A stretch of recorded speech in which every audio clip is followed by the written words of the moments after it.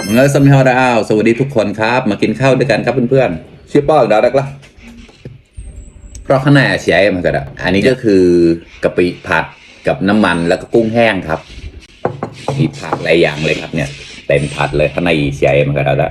อันนี้ต้มเล้งนะครับชุนเกลาจุดเกลาจุดเกลาเดินเลยดัดดัดทอดทีละปลายนี้อีกกับเฉียบๆนะนี่ปลาแห้งทอดครับแกข้างในเราได้จากบ้านนะ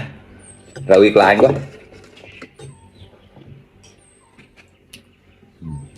สดจากที่นั่นเลยอืมโอเคมากเลยรักแหน่เฉยๆ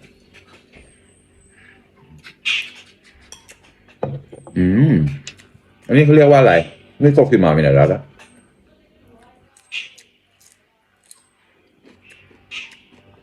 อร่อยจากหวานๆเนาะก็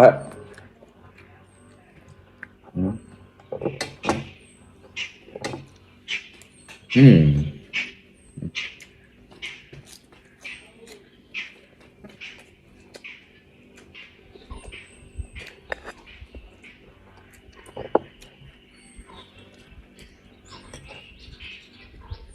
เออ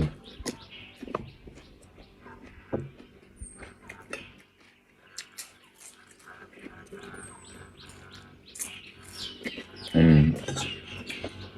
อร่อยมาก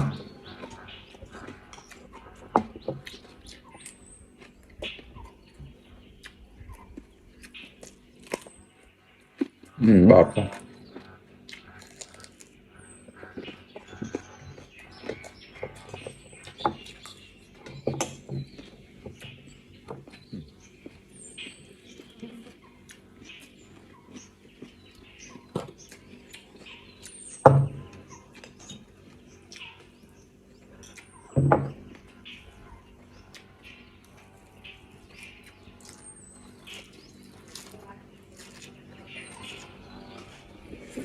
อืม